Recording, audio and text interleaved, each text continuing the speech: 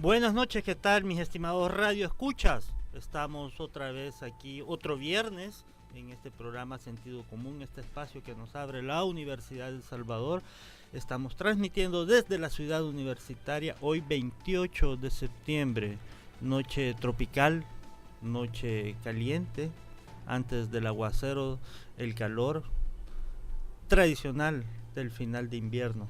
Es un gusto estar aquí con ustedes y estar con tan grata compañía, tan caluroso sentido común de no solamente del ambiente sino del espíritu.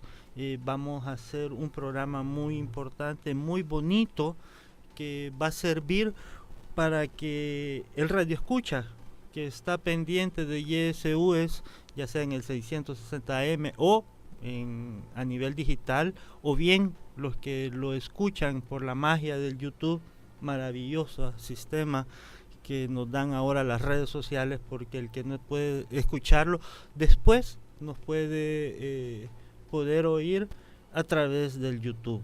Estamos arrancando casi 3 minutos para las 7 de la noche y hoy vamos a tener este programa donde vamos a hacer quizás una introducción.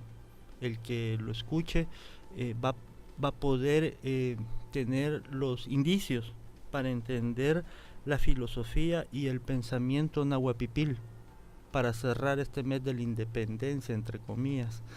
Para eso está con nosotros Aida Rama Orantes. Ella es profesora de matemáticas de Panchimalco, ¿entiendes?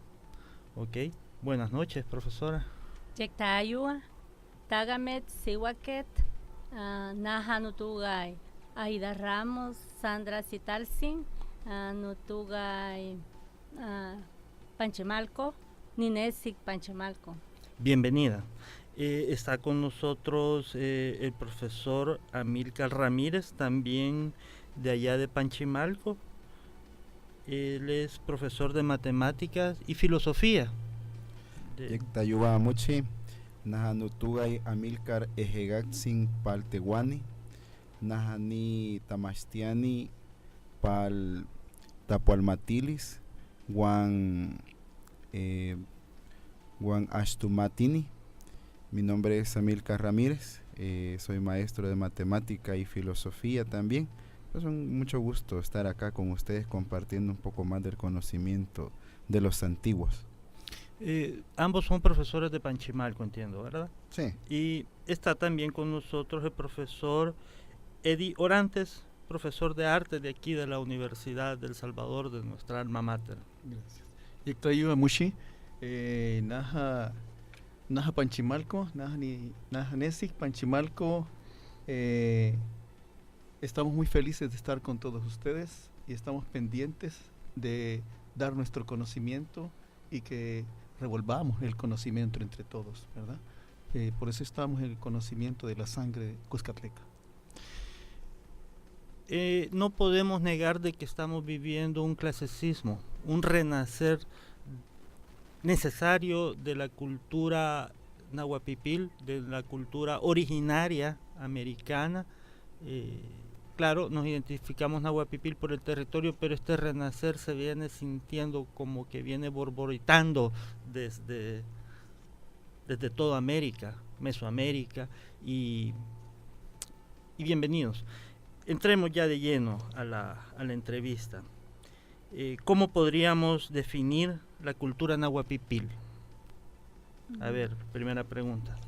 Bueno, la cultura náhuatl es una cultura que viene del corazón, que comulga con la naturaleza, que desde su lenguaje, el lenguaje náhuatl, viene a ser referencia primero a nuestras partes de nuestro cuerpo y ese sincretismo que existe y esa biodiversidad que tiene con la naturaleza.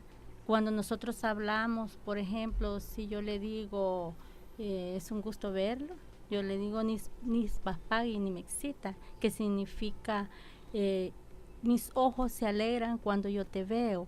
Es un lenguaje muy florido, es como hablar en poesía Es Y, coloquial.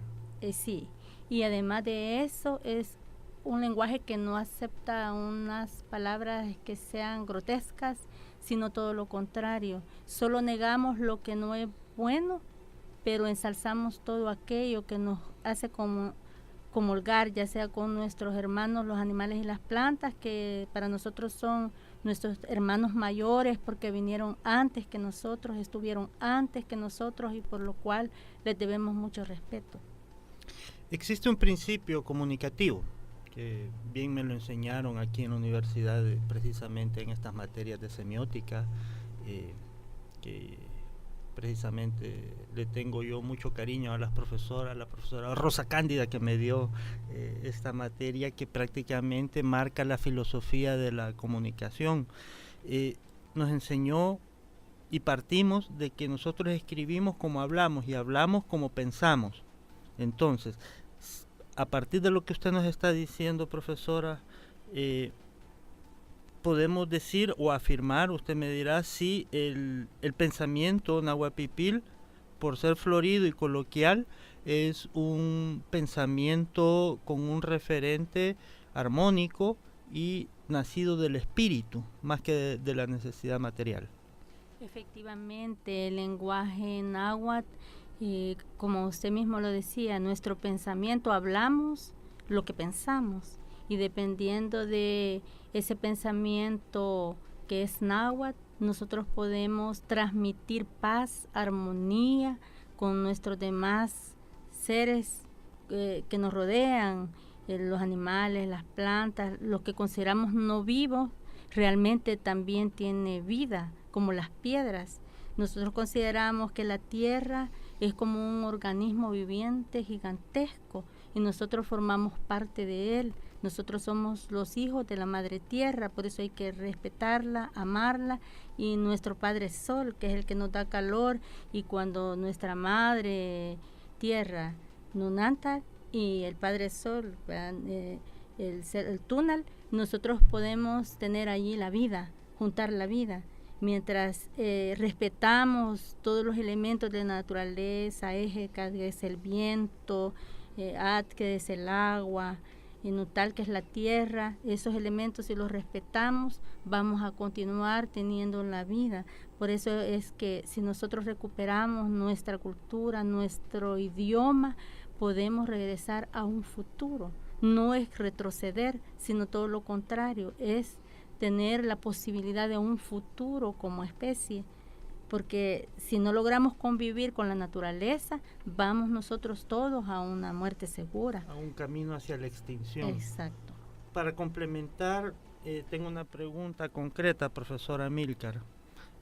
¿Cómo definiría la filosofía nahuapipil y de los pueblos originarios? Hay dos preguntas en una. Bueno, fíjese que en el caso de la filosofía, que es quizás un tema nuevo en esta cuestión, porque pienso de que se ha rescatado por pedacitos la danza, la lengua, el tejido, la arquitectura, pero la filosofía viene a unirla toda y hace que nosotros entendamos lo que nuestros abuelos sintieron. Yo creo que ellos no buscaron, ellos sintieron y vivieron. Y algunos de los que estamos en estas investigaciones podemos sentir también ese contacto, llamémosle extrasensorial, cuando nosotros sentimos aquel apego hacia nuestras raíces.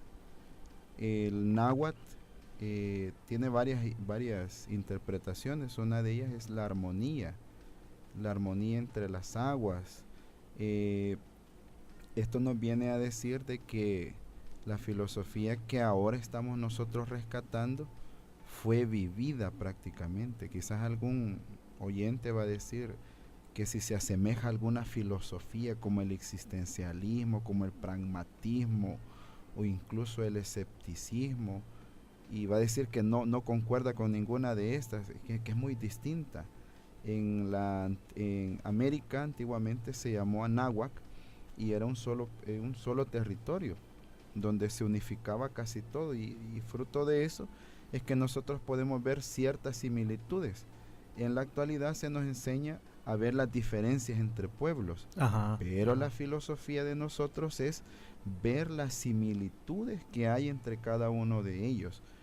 Voy a mencionar un par de ellas. Por ejemplo, desde los hermanos apaches, los mexicas, pasando por Guatemala, aquí en El Salvador, en el Perú, ¿cómo se llama?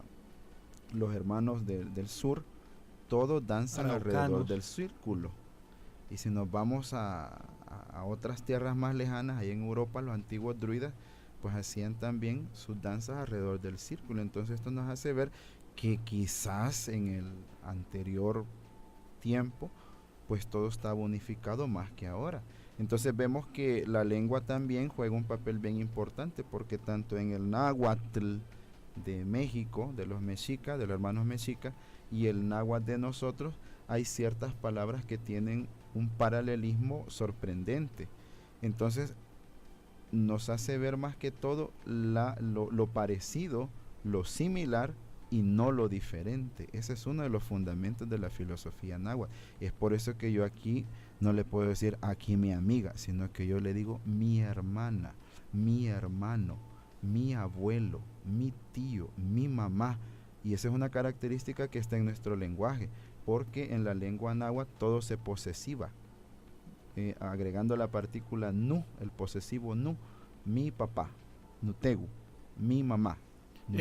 Para ayudar, no sin interrumpirle, sí. Quiero que después continúe. Para ayudar, eso vendría siendo lo que conocemos en la sintaxis como el pronombre. Eso sería el pronombre prácticamente. Incluso nuestro cuerpo también se posesiva. Nunagas, mi oreja, nuyulu, mi corazón. Entonces todo va posesivado. Es una cuestión filosófica, tanto espiritual también, filosófica y llamémosle práctica, porque nosotros prácticamente pertenecemos, no podemos vernos como seres aislados. Antes de que le entremos más de lleno al tema sintáctico y lingüístico, porque quiero hacerles una serie de preguntas de cómo es que se estructura el náhuatl en comparación del español, porque obviamente el español es nuestro referente más cercano. Sí, así es. Porque es lo que estamos hablando. Pero antes de eso quiero hacerles una serie de preguntas concretas para que el radioescucha también sepa marcar ciertas diferencias. Primera pregunta, ¿por qué se llama náhuatl? Bueno, porque el náhuatl se diferencia del náhuatl, que el náhuatl es el que hablaban los mexicas y los aztecas en México. Más al norte. Ajá, más al norte. Cuando fue la invasión, ¿invasión de quién? De los pueblos de España hacia la zona de Centroamérica. Ajá. Venían acompañados de un grupo de mexicas, incluso mayas, tlaxcaltecas, que se les llamó mexicanos. Ajá. Entonces, como ellos hablaban náhuatl, cuando ellos ingresaron, ellos decían cuscatlecos, Cuscatlán, uh-huh. Y Cuscatán es el nombre de nuestra región. Vuélvalo a decir. Cuscatán. Cuscatán. No es Cuscatlán, sino que es Cuscatán. Sin embargo, en los libros que se enseñan en estudios sociales en las escuelas, dicen Cuscatlán. Hasta nos decimos Cuscatleco, pero es Cuscatán, porque hay una diferencia entre la lengua, aunque son familias, porque son familias, la familia Yuto-Náhuatl es una familia de lenguas, igual que podemos decir raíces latinas en Europa. Yo si fuera alcalde, ajá, le cambiara nombre al estadio y le pusiera Cuscatán. Cuscatán, exacto, Cuscatán, que significa la joya. Y se pinta el escudo porque cada principado tenía un escudo. El escudo es un collar de joyas de obsidiana, por eso es verde. Entonces nosotros somos la ciudad de la joya. Es bien importante conocer eso porque es un lenguaje aparte al náhuatl, que lleva TL. Entonces es diferente, aunque tiene muchas similitudes porque tienen raíces similares, pero incluso la pronunciación a veces es diferente. Hay palabras que sí se pueden comprender y otras que no. Entonces sí podemos decir de que Nahuapipil es más de nuestro territorio, pero Exacto. más del occidente, entiendo yo. Es más del occidente. Okay. Hay parte también, parte de la zona de Honduras que también hablaban náhuatl, y también parte de Guatemala. Hay unas partes como acuérdense que las fronteras las pusieron los invasores. Sí. Nosotros no tenemos esa frontera.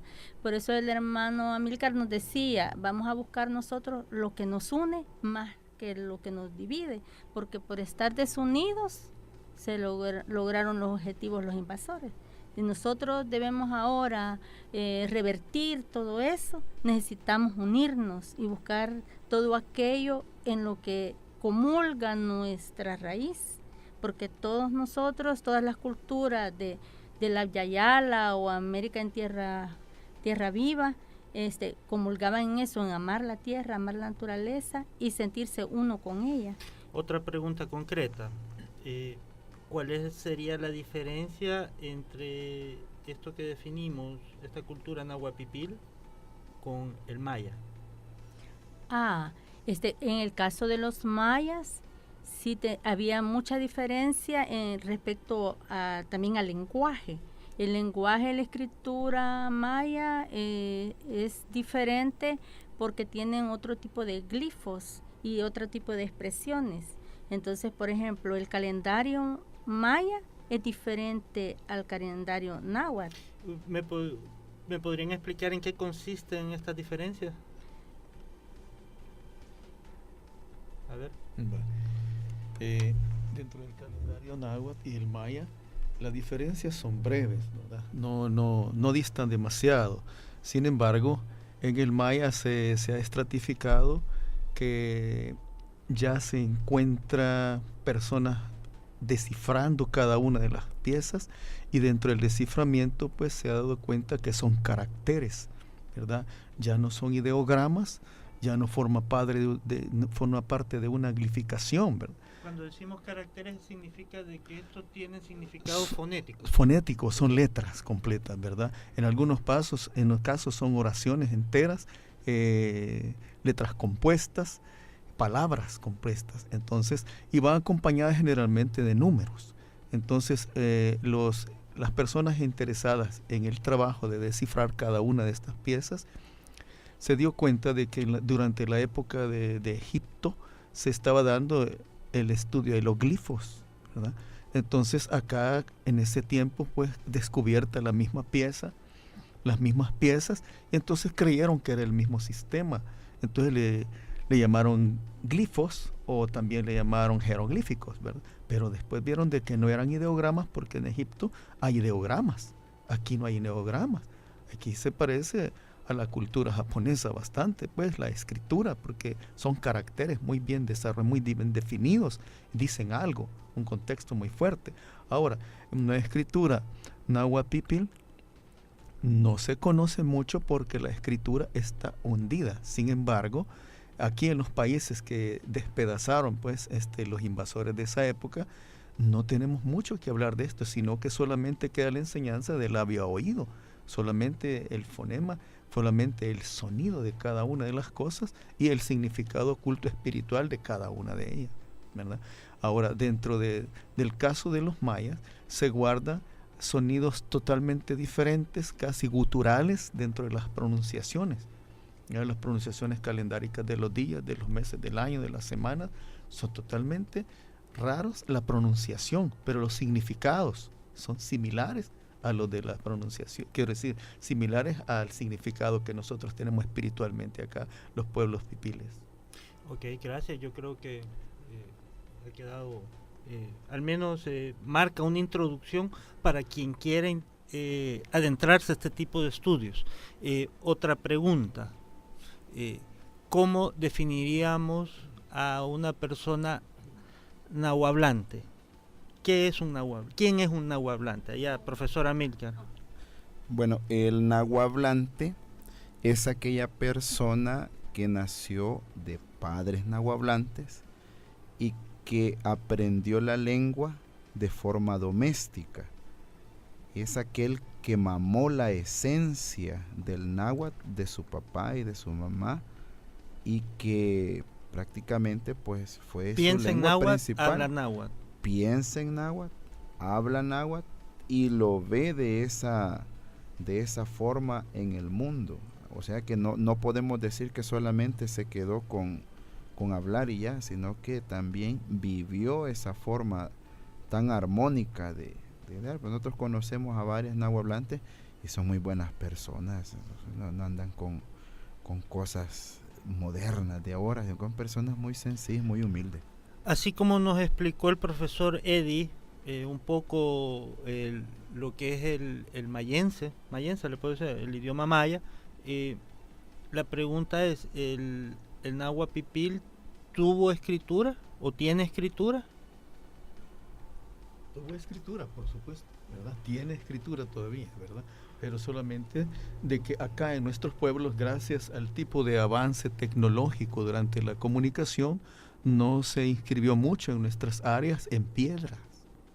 No hay mucha escritura en piedra. Sin embargo, en las áreas de México, en las partes altas, como estaba comentando la compañera, en el área de Yutonagua, ¿va? En esas zonas sí hay escritura en piedra. Si no, lo dice zona? Pues en las zonas paracentrales, la zona sur, la zona norte, todas las zonas de ellos tienen bastante escritura puesta dentro del caso, ¿va? Y como muchos estudiosos de nuestras raíces consideran que nosotros poseemos bastante inicio olmeca dentro de nuestra transacción cultural, ¿verdad? Entonces nosotros tenemos bastante herencia olmeca, y los que tenemos acá, todos los olmecas, su simbología son los jaguares, ¿verdad? Entonces parte de nuestra escritura, y eso lo encontramos nosotros en algunas partes que tenemos acá en las ruinas de Chalchuapa. Ok, por orden. Marquémosle al radio escucha un orden histórico en una línea de tiempo. Sí. Va, mencionó los olmecas, estamos hablando de ¿qué años?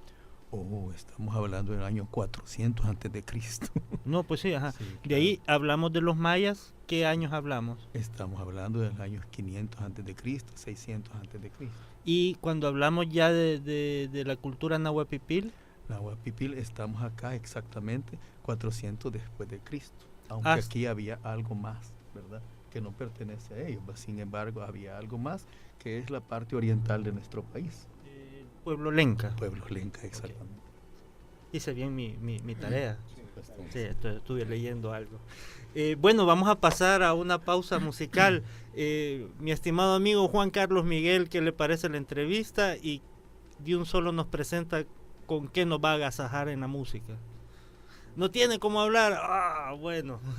Bueno, vamos a pasar a ver qué tenemos de música, y una pequeña corta pausa musical. Continúe con nuestra sintonía. Estamos hablando aquí de la filosofía y el pensamiento de los pueblos originarios, específicamente de los pueblos náhuatl pipiles.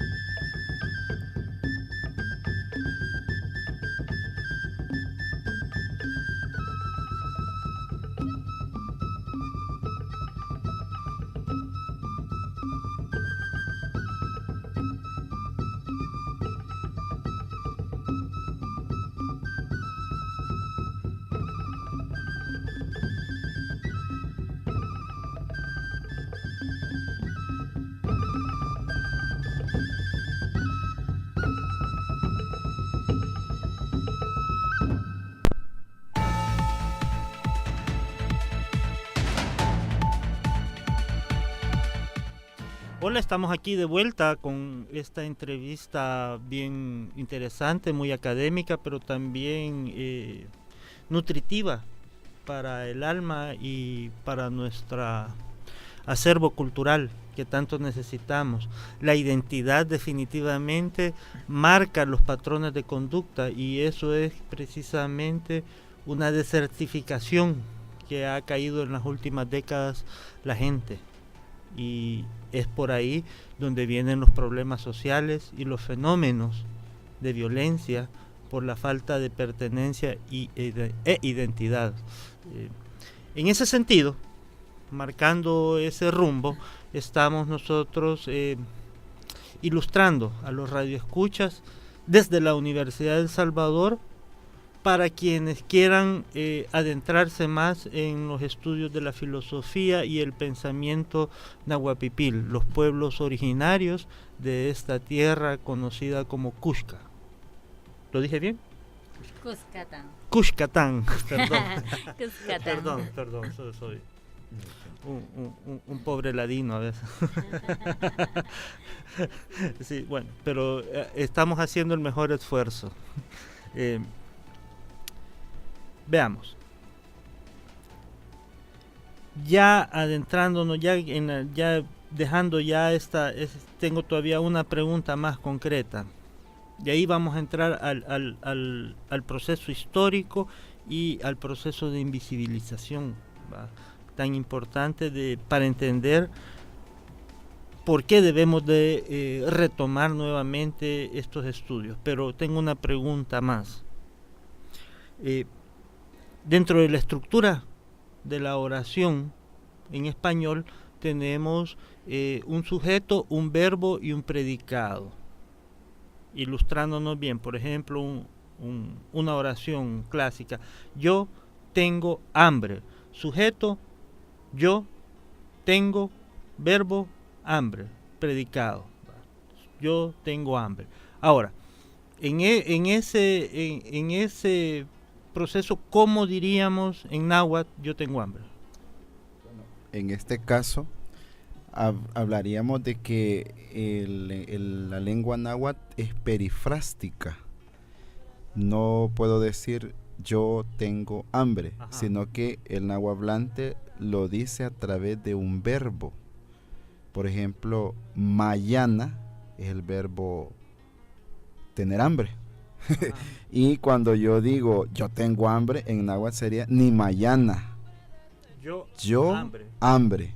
Es como saltarse el verbo. Así es. Por ejemplo, si yo quisiera decir, digamos, yo estoy feliz. Yo estoy feliz. En náhuatl sería ni pagui. Pagui significa estar feliz. Y el ni está hablando de mi persona. Ni pagui. Yo estoy feliz. Eso en términos de pensamiento, ¿cómo lo traducimos?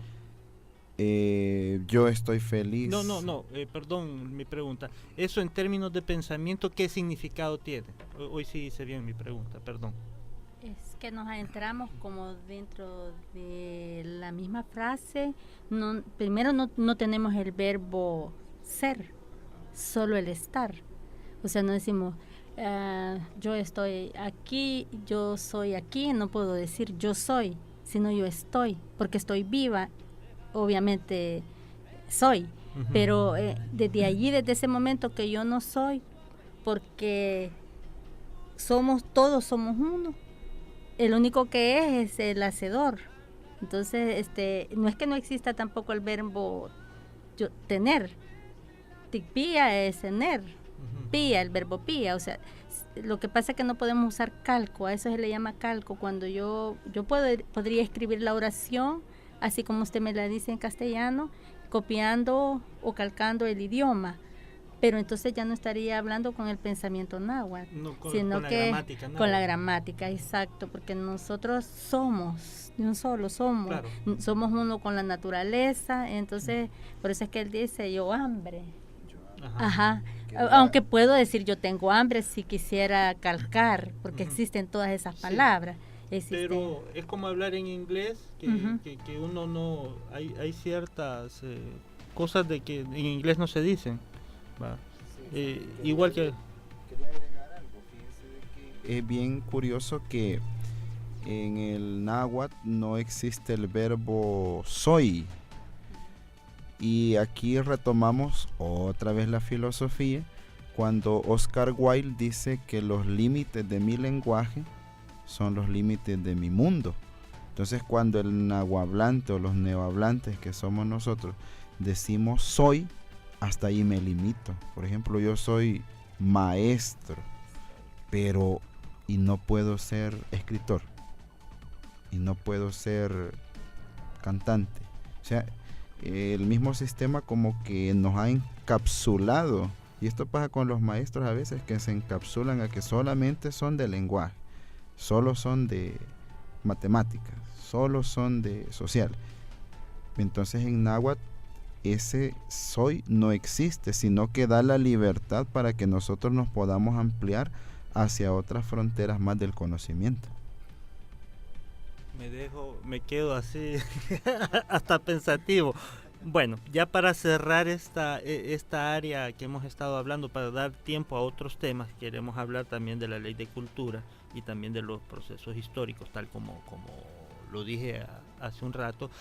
En cuanto a los temas lingüísticos y las áreas lingüísticas, ¿algo más que ustedes quieran agregar?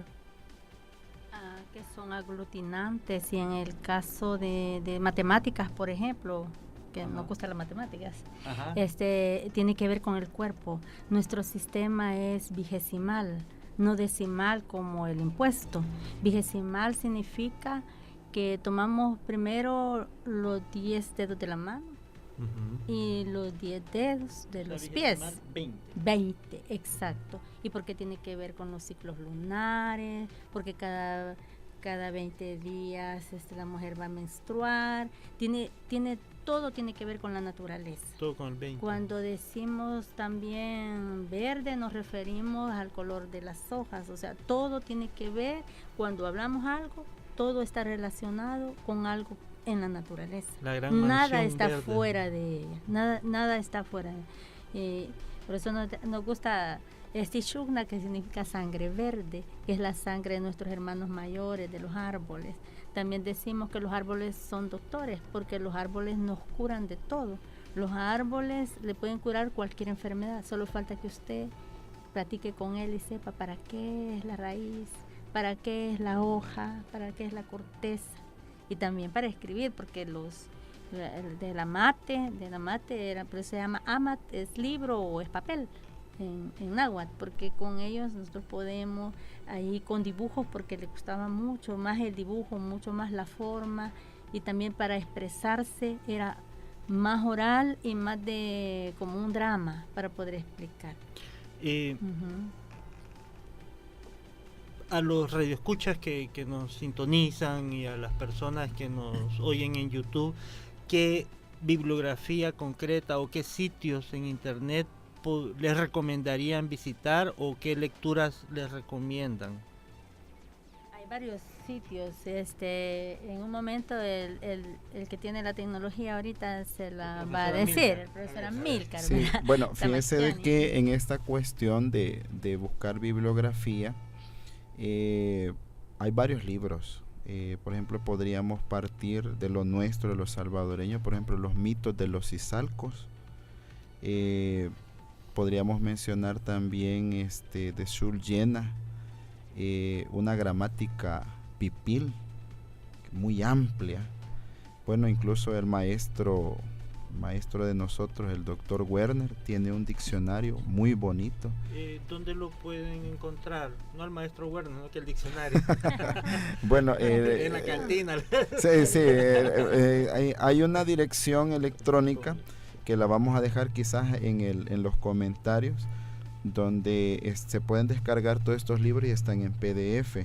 Incluso pues nosotros tenemos para el estudio de la lengua, tenemos también algunos libros que tienen también puntos de identidad. Entonces nosotros abordamos toda esa situación. ¿En Panchimalco, en la Casa de Cultura, o tienen algún centro en Panchimalco donde puede abocarse el que quiere estudiar esto?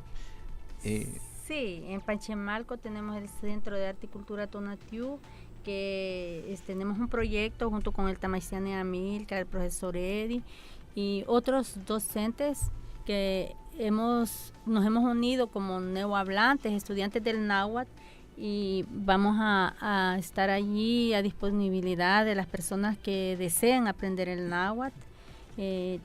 Con respecto a lo que hablaba anteriormente, también quería decirle que tenemos escritores nosotros, lo que pasa es que los han invisibilizado también, ¿verdad? Como Sabino de Teodanes, que él tiene, por lo que hablo de los libros, un libro que se llama Reliquias, y ese libro Reliquias habla de Panchimalco 1902, y habla de cómo el acento de nuestros cantones tiene un ritmo musical, porque hasta para hablarlo lleva un ritmo. El que desciende de náhuatl para hablar no pronuncia la letra O. Cuando habla el castellano, usted va a escuchar, por ejemplo, Cumelo pues. Cumelo pues. Entonces, ¿por qué la O no existía en el náhuatl? Okay. Entonces, cuando ellos traducían, les obligaron a hablar el castellano, omitieron ciertas letras que no existían en el náhuatl. Allí usted podrá ver cuando hablan, todo tiene un ritmo.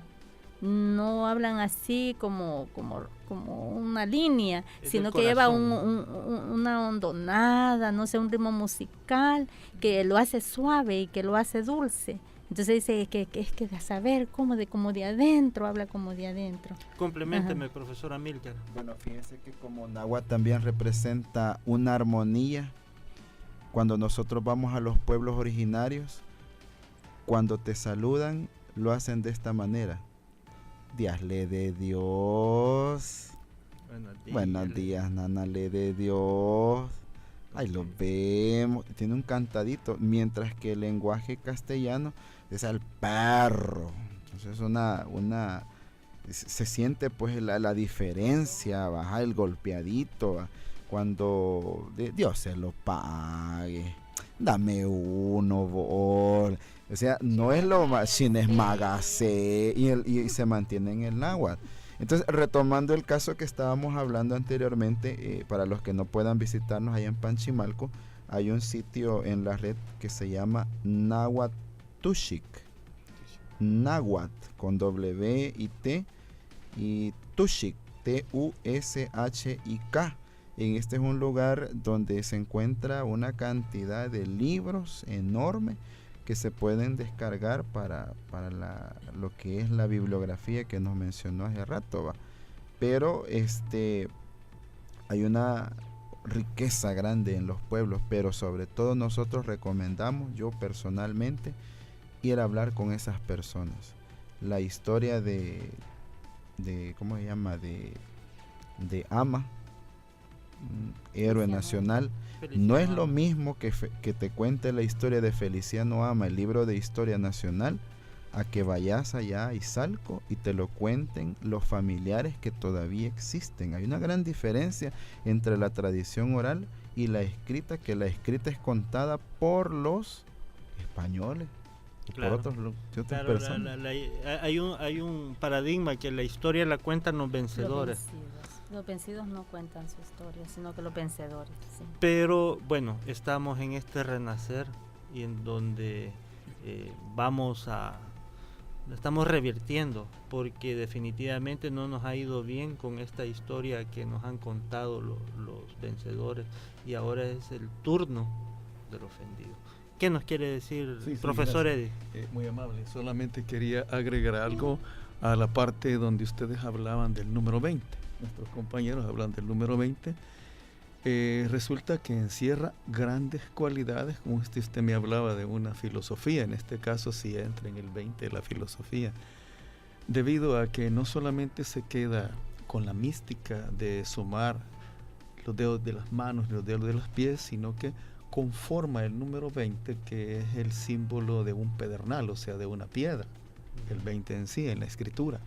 Asimismo, el número 20 representa el mismo número 0. Ahora, dentro de la tradición filosófica del lugar de Panchimalco, hay una parte que se conoce como nahualismo y está basada en el número 20. El nahualismo es la conversión de personas a animales, o animal en otro animal, o simplemente entrar a un mundo donde todo es 20 por 20 y el 20 se repite 7 veces exactas. Entonces, ahora, este tipo de hallazgo filosófico, allá en Panchimalco se le conoce como Xuxulut, o el estudio de los animales nocturnos. También se conoce como la ciencia de los micos, que va de parte del mismo número 20, que significa que en 20 minutos vas a estar desde San Salvador hasta Panchimalco, ¿va? Y de la misma manera de Alaska hasta Chile, en palabras mayores. 20 minutos exactos. ¿Por qué? Dicen los señores que se viaja entre la tercera y la cuarta coordenada convertido en animal para poder llegar. Posiblemente por eso no encontraron uso de la rueda como transporte cuando vino a España. Ahora, todo esto se mantiene en una mitología en todo el país, pero en el área de Panchimalco se mantiene latente porque existen los hombres micos y todo el mundo dice hablar que sí, salen los famosos hombres micos, a los cuales usted no se puede acercar ni 3 metros cerca de ellos porque agarra un choque eléctrico en todo el cuerpo. Bueno, podríamos clasificar esto como, para darle la seriedad del caso, como las áreas metafísicas. Metafísicas, sí. Ok. Pasamos a una corta pausa musical y de ahí vamos a entrarle ya de lleno a los procesos históricos en donde se invisibilizó esta gran cultura nahuapipil y que ahora surge nuevamente y que estamos recreando en esta cabina, en esta humilde cabina desde la YSUES en la ciudad universitaria.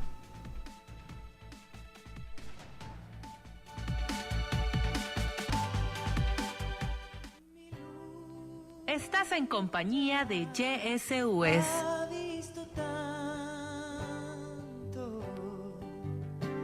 que cuando le canto su plata me acuna como a los santos y los prisioneros, los amantes, los locos errantes y los pordioseros que amamantamos tu luz cuando no hay amigos, pan ni dinero, solo la poesía que flota en el aire sincero y en las bancas solas que hay en los parques que mueren de frío esperando amores amanezqueros. Ay, mi luna llena, escucha la pena cuando un hombre canta el amor que muere. Ay, mi luna llena, escucha la pena cuando un hombre canta el amor que quiere.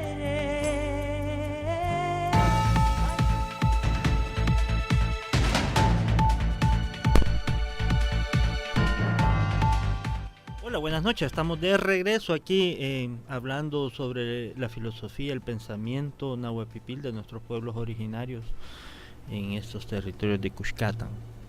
Hoy estamos mejorando.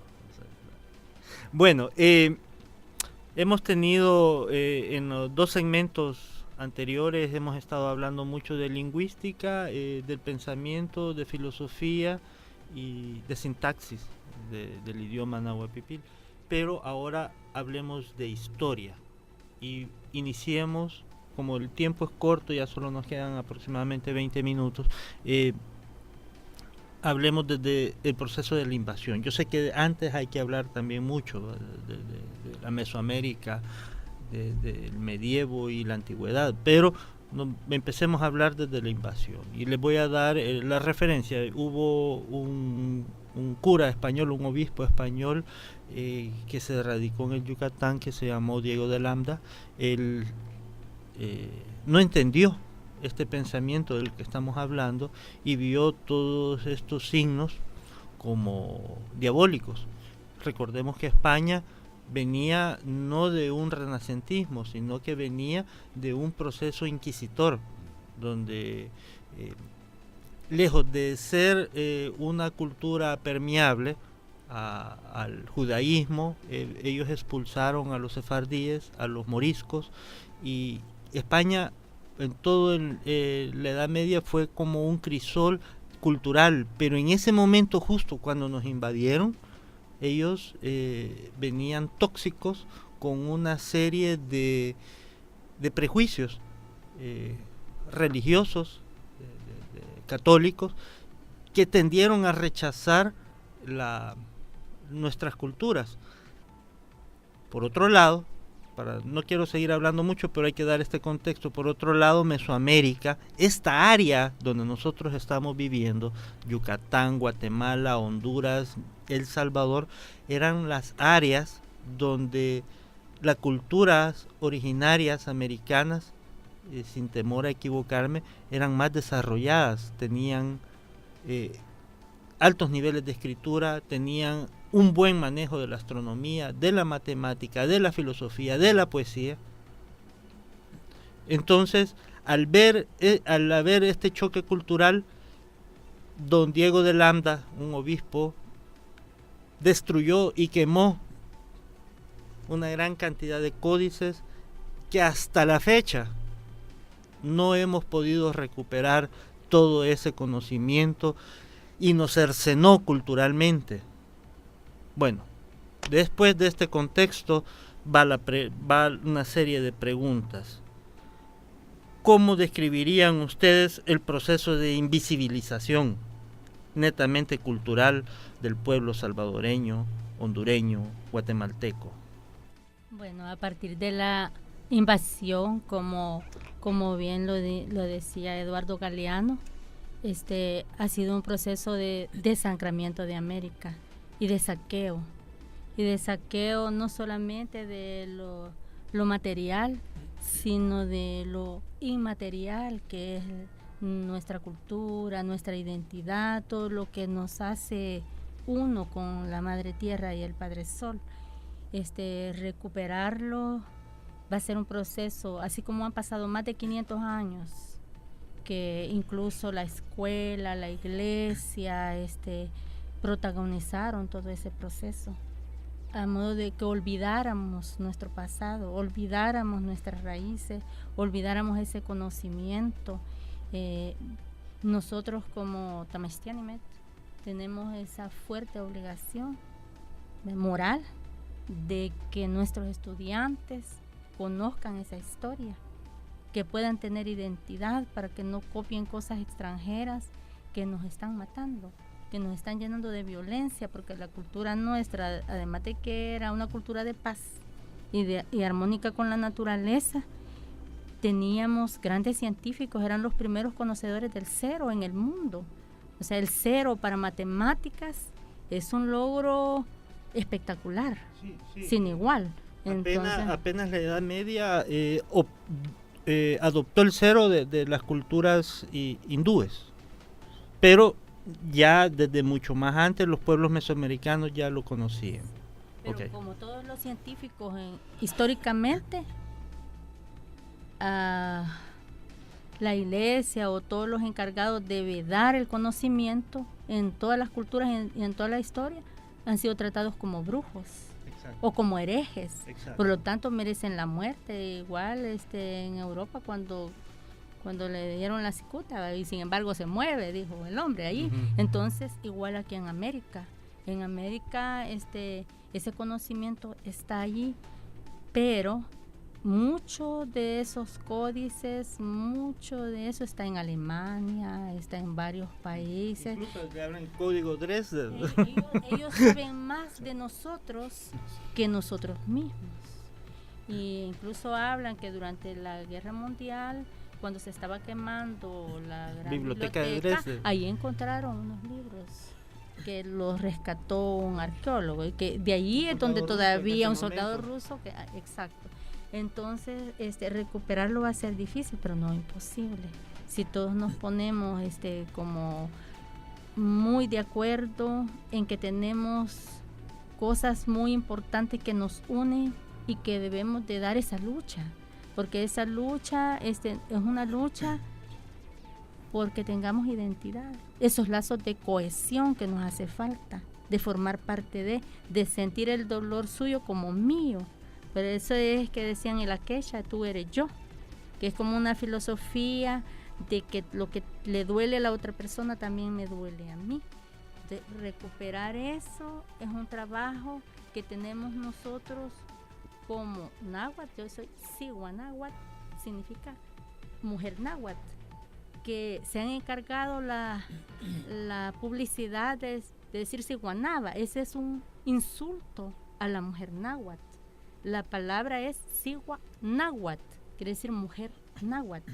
Entonces, desde allí, si nosotros empezamos a cambiar todo eso que nos han impuesto, vamos a empezar a tener otro tipo de personas, otro tipo de jóvenes que van a hacer crecer toda nuestra región. No solamente hablamos de Cuscatán, estamos hablando de toda Mesoamérica, incluso Suramérica, Norteamérica. Es decir, que ahorita vamos como no a cosechar, sino que estamos viendo los primeros brotes. Los primeros brotes de todo un proceso de resistencia, porque nuestros abuelos resistieron con su vida, derramaron su sangre. Ha habido un proceso de lucha constante que ha tenido las mismas causas. En el 1833, nuestro hermano Anastasio Aquino, él quiso recuperar eso que nos habían quedado. Después Feliciano Ama en el 32, y que la gente que hablaba náhuatl le cortaban la lengua. Pero hoy nadie me va a cortar la lengua porque hablo náhuatl. Es solo mi esfuerzo. Necesito tener ese esfuerzo, esa convicción de que debemos de recuperar nuestra lengua. Ahora lo que tenemos que hacer es dejar de discriminar. Exacto, porque incluso en las escuelas hay maestros que aún cuando una persona no sabe hacer algo, decir algo, es que este es bien indio, eso solamente demuestra su ignorancia. Falta de permeabilidad a la cultura. Y falta también de identidad, porque nosotros mismos nos rechazamos, e incluso cuando en el censo nacional sacaban, ¿es usted indígena? Las características de indígena era, vive en choza, tiene cosas incipientes, no tiene acceso a la tecnología. Eso era un concepto de indigente, no de indígena.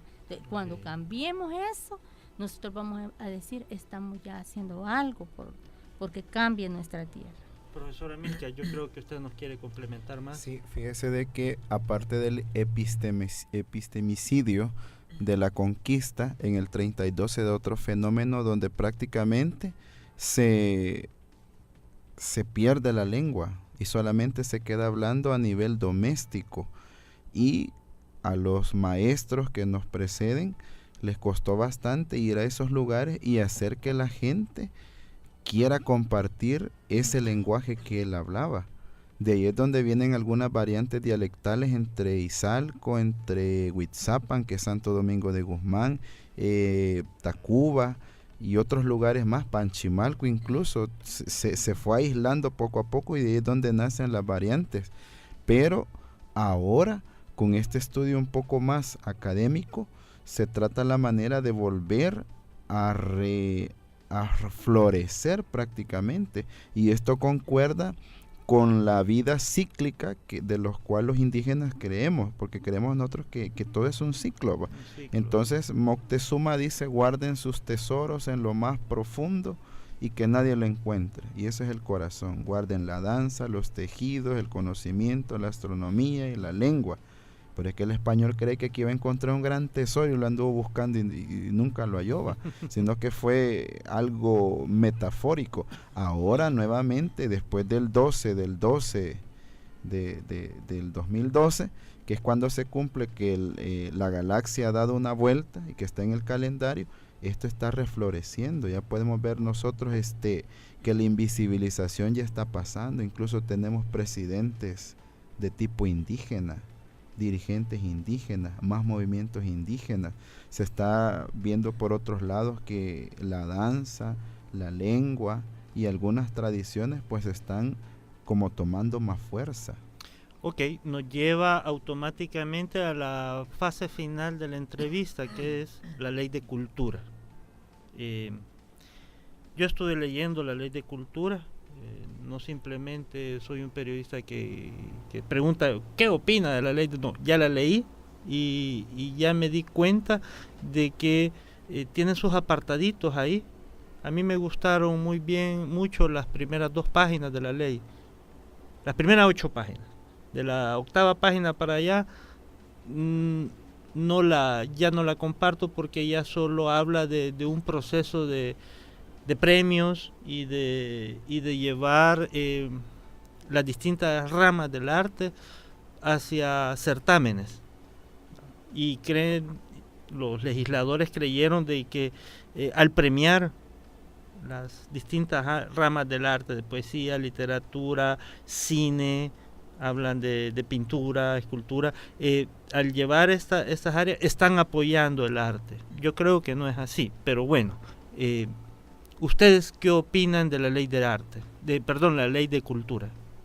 Fíjese que para iniciar me gustaría referirme al artículo 63 de la Constitución, que fue reformado, donde solamente se reconoce que hay pueblos originarios, porque antes ni siquiera se reconocían. Partiendo de allí, lo más importante que debería de ser esa ley es reconocer el derecho 169 de la OIT, ratificarlo. OIT. ¿Qué significa? Que es la Internacional del Trabajo. La Organización Internacional del Trabajo. ¿Qué dice? Esa dice de que se debe reconocer, además de que uno pueda autoproclamarse como originario. Yo soy una mujer originaria porque mis padres fueron originarios, mis abuelos fueron originarios y mis bisabuelos fueron originarios. Entonces yo puedo decir que soy originaria. Entonces, ¿cómo además de eso tenemos derecho a la propiedad de la tierra, a la herencia? Bueno. Entonces, al tener el derecho a la herencia, las comunidades originarias deberían de recuperar todas las tierras ejidales, todas las tierras que fueron expropiadas por los invasores y que por ahorita continúan en manos de los descendientes de los invasores. En ese sentido, el poner solo una ley allí me parece un tanto más de maquillaje que de realmente los derechos de los pueblos originarios a tener educación, a tener salud, a la propiedad de la tierra, a la propiedad intelectual también, porque se les veda de todo eso, le ponen que a todo el mundo reggaetón, en lugar de que empiecen a recuperar la cultura que se nos fue expropiada, porque está el derecho de la propiedad material, pero también a nuestro patrimonio intangible. Debemos entonces, yo consideraría allí de que es más de maquillaje en ese sentido, si no se recupera a los pueblos originarios el derecho a la tierra, que les pertenece históricamente.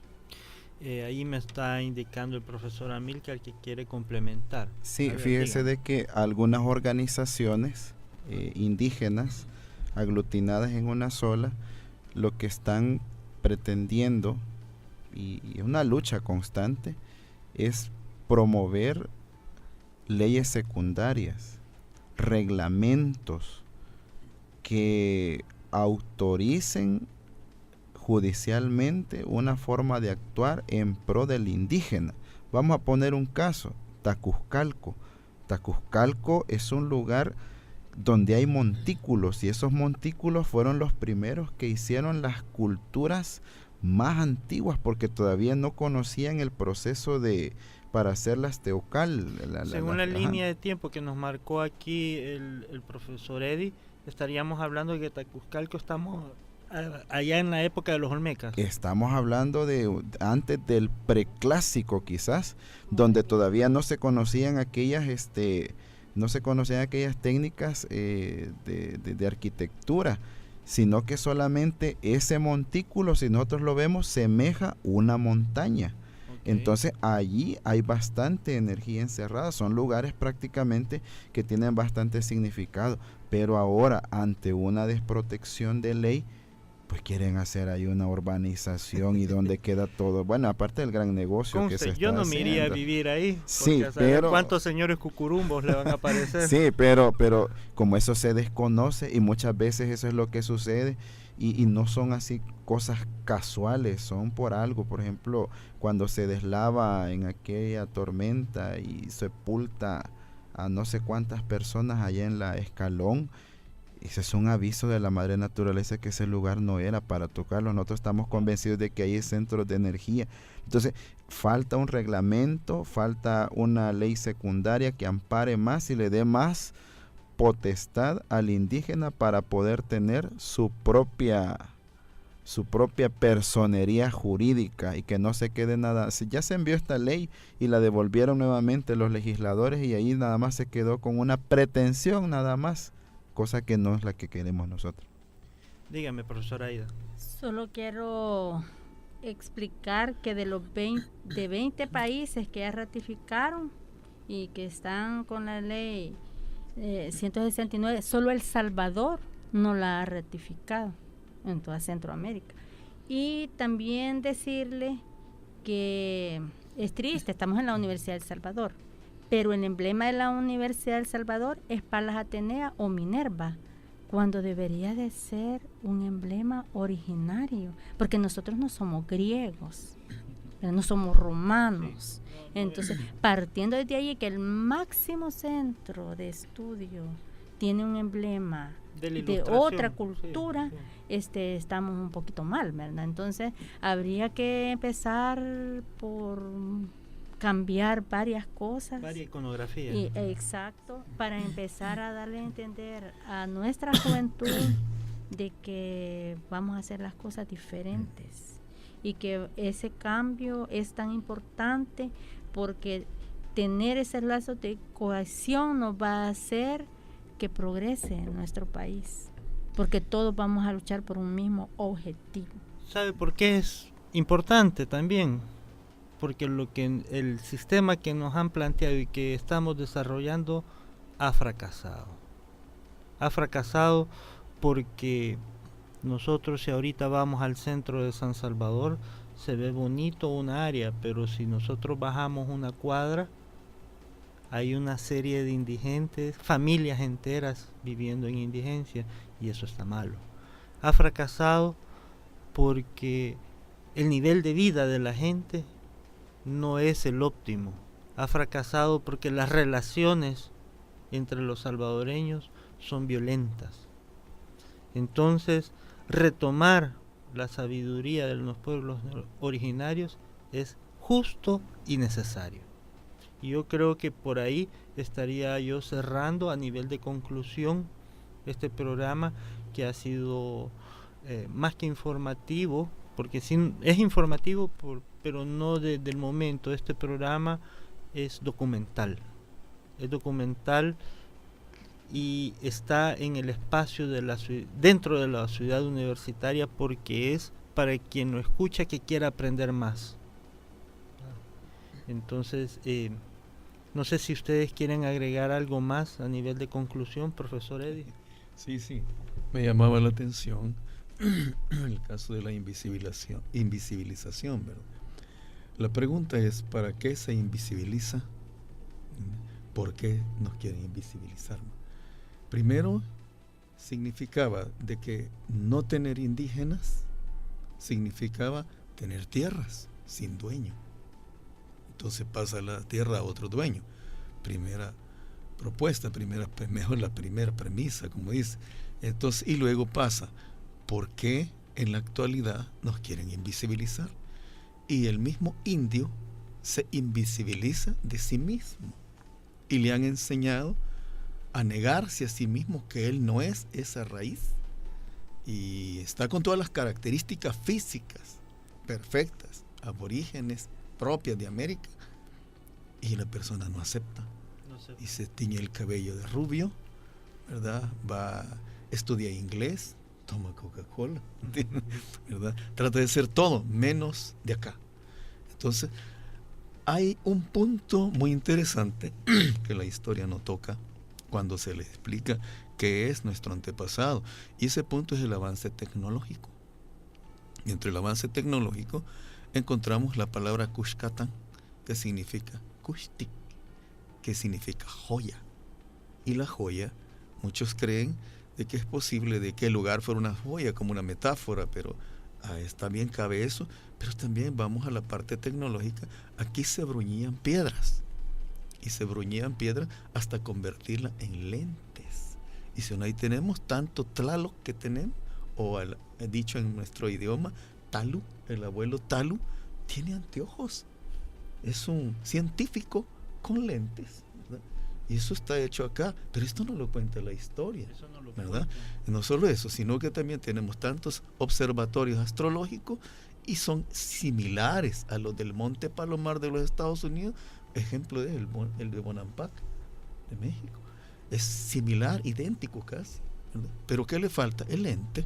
¿Dónde están los lentes? Posiblemente acá se construyeron lentes y por eso se le llamó el lugar de las joyas. Las joyas posiblemente fueron los lentes que eran hechos de piedra de ágata, ¿verdad? A ver, doña profesora. Sí, quiero enfatizar que en la actualidad solamente quedan 200 nahuablantes en el país, que son todos ya mayores, ancianos, que si ellos mueren, muere la lengua. Por lo cual los 90 estudiantes de náhuatl que somos tamaixtiani, vamos a hacer todo ese esfuerzo, porque aprenderlo, comprometernos con el idioma, porque al morir el idioma no solo muere un idioma, sino que toda nuestra cultura, cómo vemos el mundo.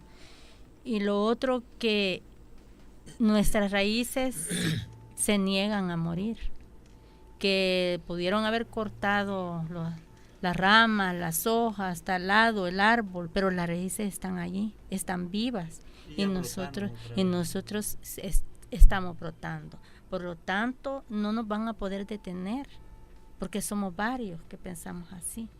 Y ese esfuerzo que fue con lucha, con sangre, que ellos lograron mantener la raíz, la lengua, no los vamos a defraudar, porque ellos deben de morir, pero sabiendo en su corazón que nosotros no los vamos a defraudar, que vamos a continuar con la lengua náhuatl, va a seguir viva, y que el testimonio de ello está incluso en nuestras iglesias, que fueron iglesias impuestas, pero construidas por nuestros abuelos. Por eso son sagradas, porque son construidas con la sangre de nuestros abuelos. En medio de esas paredes, como se pudo ver en Panchimalco durante el terremoto del 86, estaban adentro de las paredes, estaban los símbolos sagrados de nuestros abuelos. Eso quiero que quede grabado en su mente, que todos debemos de hacer que renazca nuestro árbol. Ok, profesora Milcar, nos está comiendo, sí, ya nos robamos solamente un poco de tiempo, pero continúe, está muy interesante. Nada más todo. quiero agradecerle el espacio que nos ha dado. Un saludo para todos los compañeros maestros de náhuatl de diferentes especialidades. Hemos incluido matemáticas, sociales, inglés. El náhuatl se adapta, se amolda perfectamente a esto.